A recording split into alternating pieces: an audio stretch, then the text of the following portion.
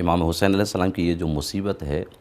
یہ سلوک انسان کے لیے کیا آثار رکھتی ہے؟ اور اس کے علاوہ یہ ہے کہ زیارت عاشوراء میں اس کے لیے کیا مقامات جو ہیں وہ ذکر ہوئے ہیں؟ جی بالکل، اگر ہم اس سلسلے میں تفصیلی زیارت عاشوراء کے جو جملات ہیں اس پہ گفتگو کریں گے تو شاید وہ مفصل ہم گفتگو نہ کر سکیں، لیکن ایک مختصر سی گفتگو ہم اس سلسلے میں یوں کریں گے کہ اگر ہم ایک انسان امام حسین علیہ السلام کی اس مصیبت کی طرف اگر واقعاً متوجہ ہوتا ہے اور اس مصیبت کی عظمت کو، اس کی وسعت کو اگر درک کر لیتا ہے کہ کس قدر جو ہے یہ ایک عظیم مصیبت ہے، اور وہ بھی اگر آپ زیارت عاشوراء کے بعض جملوں کی طرف دیکھیں تو وہاں پر یہ ہمیں ملتا ہے کہ یعنی یہ ایک ایسی مصیبت ہے کہ جو پورے اہل اسلام پہ آ رہی ہے، اور ایک ایسی مصیبت ہے کہ جو تمام جو اہل سماوات ہیں وہ متاثر ہو رہے ہیں اس مصیبت سے، یعنی ایک بہت بڑی عظیم مصیبت ہے۔ اگر انسان اس عظیم مصیبت کو درک کر لے، اس کی وسعت کو درک کر لے، اور پھر جو خود جیسے زیارت کے اندر یہ جملات ہیں کہ لقد عظم مصابی بک، یعنی انسان اس نتیجے پہ پہنچے اور اس مرحلے پہ آئے کہ امام علیہ السلام کی اس مصیبت کو دیکھتے ہوئے کہے کہ مولا میرا غم جو ہے وہ آپ کی وجہ سے بڑھ گیا ہے، یعنی امام کی مصیبت میں وہ خود کو مبتلا کرتا ہے۔ اور پھر جس طرح زیارت کے اندر ہے کہ وَلَقَدْ عَظُمَتِ الرَّزِيَّةُ، کہ آپ کا سوگ بہت بڑا ہے، وَجَلَّتْ وَعَظُمَتِ الْمُصِيبَةُ، بہت بڑی مصیبت عظیم ہے آپ کی کہ جو بِكَ عَلَيْنَا، یعنی ہم پر آ رہی ہے۔ یعنی کہنے کا مطلب یہ ہے کہ انسان امام کی اس مصیبت کی طرف متوجہ ہوتا ہے، پھر خود کو مبتلا کرتا ہے، اور مبتلا بھی اسی طرح کہ یعنی واقعاً امام کی مصیبت میں اس طرح مبتلا ہو جائے کہ خود کو غمگین اور اس طرح غمزدہ بنا دے اور اس طرح کا اقرار و اعتراف کرے۔ تو جب یہاں اس منزل پہ انسان پہنچتا ہے، یعنی در واقع میں یوں کہوں کہ واقعاً وہ عاشوراء کی وادی میں جب اترتا ہے اور اس مصیبت کو دیکھتا ہے تو ایک بصیرت کی نگاہ اسے حاصل ہوتی ہے۔ وہ کیسی بصیرت کی نگاہ ہے؟ یعنی وہ یہ دیکھ رہا ہوتا ہے کہ تاریخ کے دو بہت عظیم جو ہیں نظام آپس میں درگیر ہیں، دو بہت بڑے نظام لڑ رہے ہیں ایک دوسرے کے ساتھ، جو حق، ایک طرف حق ہے اور ایک طرف باطل ہے، یعنی حق اور باطل کے دو تاریخی عظیم نزاع، اور اس جنگ کو یہ دیکھتا ہے اور اسی سلسلے میں ایک بصیرت پیدا کرتا ہے۔ وہ بصیرت کیا پیدا کرتا ہے؟ اسی زیارت کے اندر یہ جو جملہ موجود ہے کہ فَلَعَنَ اللَّهُ أُمَّةً أَسَّسَتْ أَسَاسَ الظُّلْمِ وَالْجَوْرِ عَلَيْكُمْ أَهْلَ الْبَيْتِ، یعنی یہ اس مقام پہ انسان آ کر پہنچتا ہے اس عاشوراء کے سلوک میں اور امام حسین کی اس مصیبت کی طرف اس طرح عظیم توجہ کرنے کے بعد کہ یہ بصیرت اسے حاصل ہوتی ہے کہ اس باطل کے تاریخی بہت بڑے نظام سے جدا ہو رہا ہوتا ہے، اور اس کے لیے لعنت کا اظہار کرتا ہے اور کہتا ہے کہ لعنت ہو ذات الہی کی اس امت پر کہ جس نے اس ظلم اور جور کی بنیاد ڈالی ہے آپ پر۔ تو لہٰذا یہ دید بصیرت جو اس کو حاصل ہوتی ہے، اور اگلا قدم جو یہ اٹھاتا ہے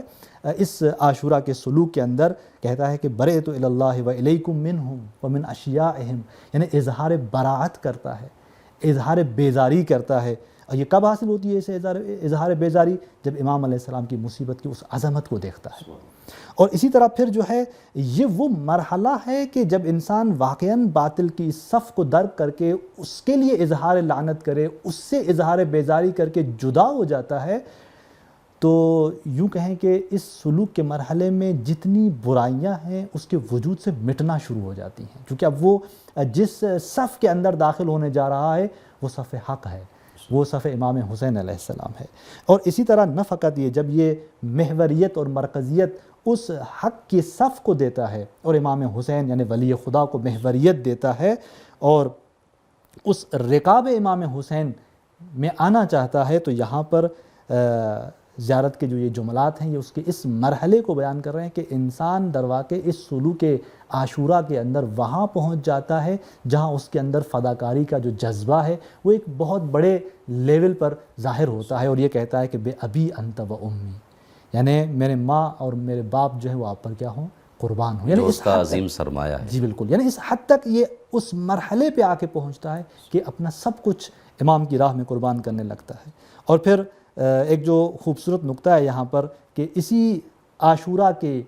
سلوک کے سائے میں جب یہ انسان اس مصیبت امام حسین میں مبتلا ہوتا ہے، ان مرحلوں کو طے کرتا ہوا اس جگہ پہنچتا ہے کہ پروردگار سے یہ درخواست کرتا ہے، پروردگار سے یہ دعا کر رہا ہوتا ہے کہ یہ بھی زیارت عاشورہ کا جملہ کہ فَأَسْأَلُ اللَّهَ الَّذِي أَكْرَمَ مَقَامَكَ وَأَكْرَمَنِي، کہ میں خداوند متعال سے یہ درخواست کرتا ہوں کہ جنہوں نے آپ کو شان اور مقام دیا، وَأَكْرَمَنِي مجھے عزت دی، أَنْ يَرْزُقَنِي طَلَبَ ثَارِكَ، کہ مجھے توفیق دے میں آپ کے خون کا بدلہ لوں،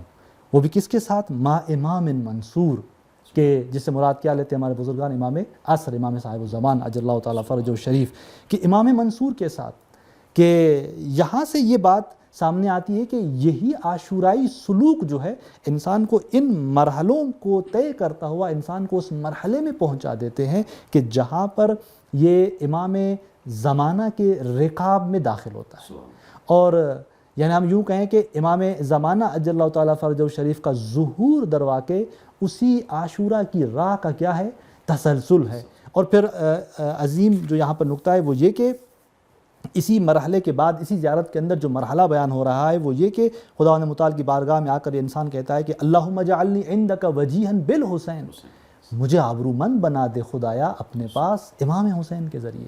یعنی چونکہ یہ متوجہ ہو چکا ہے امام حسین کی مصیبت کو، اور وہ مصیبت باعث بن رہی ہے کہ یہ صف باطل سے اظہار برات کر رہا ہے، وہ مصیبت امام حسین میں مبتلا ہونے کے بعد سبب ہو رہا ہے کہ وہ اثر جو اس پر آ رہا ہے وہ یہ کہ یہ اس مقام پہ آ رہا ہے جہاں یہ درک کر رہا ہے کہ اگر میں آبرومند ہوں گا خداوند متعال کے پاس تو وہ کس کے ذریعے ہوں گا؟ امام حسین کے ذریعے، اسی راہ عاشورہ کے ذریعے۔ اور پھر جو ہماری قرب الہی کی ہم بات کر رہے تھے، یہ اس مرحلے میں آ کر خداوند متعال کے آگے اپنے وقت یعنی اپنے امام حسین کی بارگاہ میں آ کر یہ جملات ہوتے ہیں اس کے زبان پر، یہ بھی زیارت عاشورہ کے جملے ہیں کہ یا ابا عبداللہ انی اتقرب الی اللہ،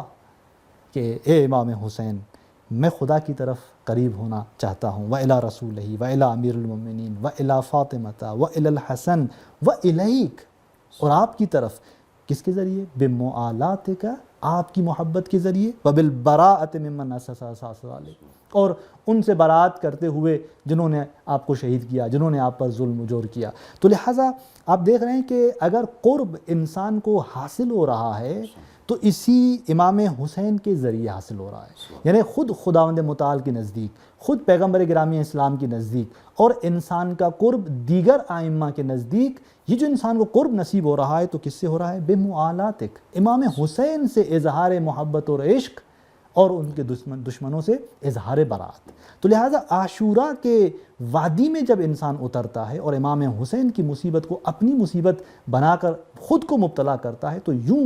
مرحلوں کو طے کرتا ہوا یہاں پہنچتا ہے کہ وہ امام حسین کے ذریعے قرب الہی کو درک کر رہا ہوتا ہے، قرب الہی کو چاہ رہا ہوتا ہے۔ اور پھر آپ دیکھیں کہ یعنی ایک ایسے مرحلے میں یہ داخل ہوتا ہے جہاں پر خداوند متعال سے درخواست کرتا ہے کہ ان یجعلنی معکم فی الدنیا والآخرہ، یعنی وہ معرفت جو مجھے عطا ہوئی، وہ اظہار بیزاری آپ کے دشمنوں سے جو مجھے عطا ہوئی ذات پروردگار نے دی، اسی کے بعد میں ذات پروردگار سے یہ درخواست کرتا ہوں کہ مجھے آپ کے ساتھ قرار دے، دنیا میں بھی اور آخرت میں بھی۔ اور آپ کو معلوم ہے کہ قرب الہی کی جو راہ ہے یہ ولی خدا کے بغیر ممکن نہیں ہے، تو لہٰذا یہ اس مرحلے میں آ کر اس بات کو درک کرتا ہے، یہ اس عاشورہ کی وادی کا اثر ہے جو انسان اس بات کو آ کر درک کرتا ہے کہ یہ چاہ رہا ہوتا ہے کہ یہ امام کے ساتھ رہے، یہ ولی خدا کے ساتھ رہے، اور کیسی جو ہے وہ معیت، ایک ایسی معیت کے یعنی جس کے بعد کا جو مرحلہ اسے حاصل ہوتا ہے وہ یہ کہ اللہم اجعلنی فی مقامی ھذا ممن تنالہ منک صلوات و رحمت و مغفرہ، یعنی یوں مرحلے طے کرتا ہوا امام کی معیت چاہتا ہے، اور پھر یہ انہی مراحل کے بعد وہاں پہنچتا ہے کہ جہاں پر خداوند متعال کا درود، خداوند متعال کی رحمت اور مغفرت کو شامل حال ہوتی ہے۔ اور یہی تو قرب الہی سے ہم چاہتے ہیں کہ ایک جانب سے ہمارے جو اندر نقائص ہیں، جو قدورتیں ہیں وہ ختم ہوں، خدا مغفرت نصیب کرے ہمیں، اور اسی مغفرت کے ذریعے ہماری گزشتہ زندگی کا جبران ہو، اور پھر آگے کا ایک سرمایہ ہمیں حاصل ہو، چونکہ یہ جو رحمت الہی انسان کو نصیب ہوتی ہے یہ در واقع اس کی آگے کی منزل اور آگے کی جو مرحلے ہیں اس کے لیے آسانی پیدا کرتی ہیں، آگے کے لیے اس کو سرمایہ نصیب ہوتا ہے۔ اور جیسے آگے خود قرآن مجید کے اندر بھی یہ آیت اسی مطلب کی طرف اشارہ کر رہی ہے کہ جب انسان پر خدا کی جانب سے مصیبت آتی ہے اور انسان اس مصیبت کو تحمل کرتا ہے اور کہتا ہے کہ انا للہ و انا الیہ راجعون، کہ ہم خدا کی جانب سے ہیں اور خدا کی جانب پلٹائے جائیں گے، تو وہاں پر یہ ارشاد ہوتا ہے خود قرآن مجید کے اندر کہ اولئک علیہم صلوات، یہ وہ ہیں کہ جن پر کیا ہے خدا کی جانب سے درود ہے، من ربہم ورحمۃ واولئک هم المہتدون، وہاں بھی صلوات اور رحمت کی بات آ رہی ہے۔ تو لہٰذا یہ انسان جب اس عاشورہ کی وادی میں اترتا ہے اور امام کی مصیبت میں مبتلا ہو کر ان مرحلوں کو طے کرتا ہے کہ اس سلوک کے جو آثار اس پر مترتب ہوتے ہیں، ان آثار کو جب یہ دیکھتا ہے، اظہار لعن کرتا ہے، اظہار بیزاری کرتا ہے، یوں مراحل طے کرتا ہوا، اور بیچ میں وہ جو ایک مرحلہ بھی زیارت جو اشارہ کرتی ہے، ایک عظیم مرحلہ ہے کہ سلم اور حرب کا، کہ انی سلم لمن سالمکم، کہ میں صلح کروں گا ہر اس سے سالمکم، کہ جو آپ سے صلح کرتے ہیں، جو آپ سے جنہوں نے آپ سے صلح کی ہے، اور میری جنگ ہے اسی سے کہ جو آپ کے ساتھ جنگ کر رہے ہیں۔ صلح اور جنگ کا معیار آپ ہیں۔ بالکل، یعنی یوں انسان ان مرحلوں کو طے کرتا ہوا اس مقام پہ آ کر پہنچتا ہے کہ خدا متعال کی رحمت اس کے شامل حال ہوتی ہے، خدا کی مغفرت اس کے لیے شامل حال ہوتی ہے۔ اور پھر نفقت، یہاں چونکہ وقت میں کے دامن میں اتنی گنجائش نہیں ہوتی کہ ان مباحث کو زیادہ کھول سکیں، ایک نقطہ جو یہاں پر زیادہ مہم ہے وہ یہ کہ یہ اس مقام پہ آ کے پہنچتا ہے کہ ذات پروردگار سے یہ درخواست کرتا ہے کہ اللہم اجعل محیای محیا محمد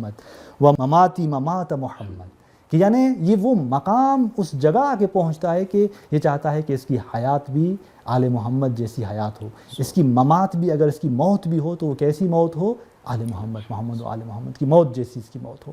تو یوں یعنی انسان اپنی زندگی کا محور جب ولی خدا بناتا ہے، انسان جب اس ولی خدا کی مصیبت کو اپنی مصیبت جان کر اور خود اس کا اعتراف اور اقرار کرتا ہے، جس طرح زیارت عاشورہ کے جملوں کی طرف ہم نے اشارہ کیا، یعنی واقعاً انسان اس مصیبت کو جب درک کرتا ہے، اس کی عظمت کو درک کرتا ہے، اور یوں اس کے لیے مراحل سامنے آتے ہیں، وہ ان مراحل اور ان مقامات عاشورائی کو طے کرتا ہوا آگے بڑھتا ہے، تو اس کے لیے جو حیات آخر میں نصیب ہوتی ہے وہ بھی اس طرح کی حیات ہے۔ ذات پروردگار اس کو جو حیات دے رہا ہوتا ہے، اس کو جو موت دے رہا ہوتا ہے، وہ بھی ایسی حیات اور ایسی ممات کہ جو محمد و آل محمد کی حیات اور ممات ہے۔ اور جو حیات اور ممات محمد و آل محمد کی حیات اور ممات ہے، وہ کس طرح کی حیات اور زندگی ہے، وہ کس طرح کی موت ہے، وہ حیات ہے، وہ موت ہے جو ذات خدا کے لیے ہے، ان کی حیات اپنے لیے نہیں ہے، پروردگار کے لیے ہے۔ یہ انسان اسی عاشورہ کے سلوک میں اس نتیجے پہ پہنچتا ہے کہ خدا سے اس طرح کی حیات اور موت کی درخواست کرے کہ جو اس کی پوری حیات، اس کی موت بھی کس کے لیے ہو، ذات پروردگار کے لیے ہو۔ تو اس طرح انسان جو ہے اس عاشورہ کی وادی کے ذریعے قرب الہی کی منزل کو پہنچتا ہے۔ ماشاءاللہ، جزاک اللہ، نہایت ہی خوبصورت انداز میں آپ نے اس اہم موضوع کو بیان کیا۔